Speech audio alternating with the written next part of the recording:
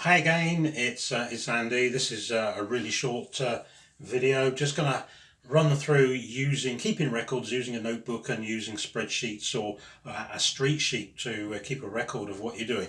So remember, what you're really doing is profiling a road, and your objective is to effectively see every single person in that road to find out whether they want to have a look at a catalogue or not. So that's the task. So it's a process that might take a period of time because you're going to have to keep going back to find the people who first time round are out. But as you're going round, you're going to need a notebook and pencil, and you're going to write the name of the road, the date you're going round, and the houses in that road.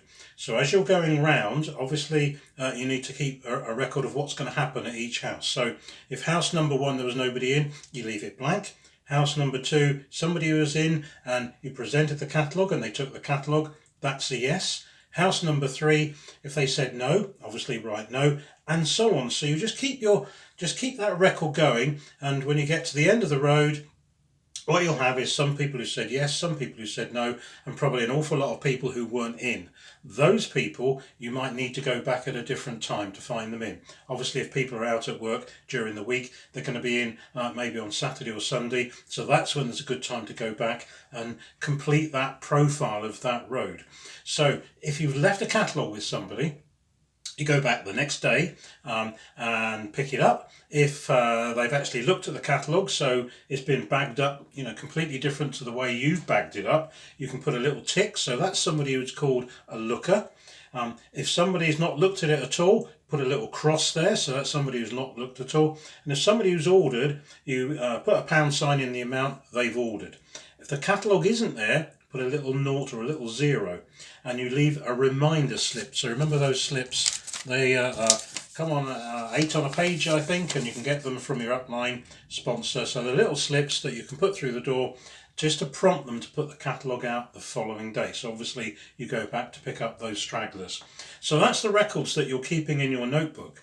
But then what you're doing is transferring them onto a street sheet or a spreadsheet, and on that street sheet you have house number, name, phone number, and then columns that are the dates that you'll drop in the catalogue or delivering the catalogue. So you're really filling in this to build up that profile of a street, so you know exactly what's going on. And over time you will have a number of people who've become customers, so you can extract them, and what you've done is created a round of customers who then just by letterboxing the catalogue, they get to see your catalogue every campaign. So over time that becomes what we call a mature customer base. It becomes very, very strong in terms of producing orders. Now what you're aiming to do is to create an average of £5 a catalogue. What we mean by that is if you delivered, say, 100 catalogues over a campaign, maybe 30 in each week, you will pick up 100 times £5, £500 worth of orders. It doesn't mean that you're actually going to get £5 from each of those 100, because you can have some who order, some who don't. Some order every other time, some order once in a blue moon. So out of that 100 catalogues gone out, you'll have a mixture, but as an average per 100 catalogue, you'd have £5.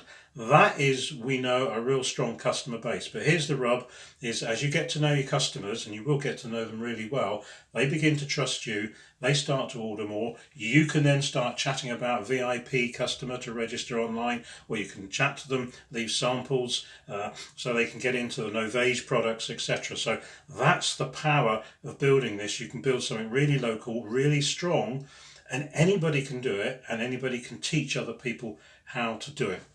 So keep good records as you're going round. Again, good luck, be brave, get stuck in. Once you've done a few, it is really simple, but it's just being consistent and persistent, and you'll start to build that customer base. And it might take you 20 weeks to build a customer base, depends how much time you've got. If you've got very, very limited time, you can maybe only do it over a weekend, then be patient, because it will take a good deal longer. But once you've done it, you've built that customer base, and everything becomes slicker and quicker as you go forward. Okay, have a great time doing it, have fun, and good luck.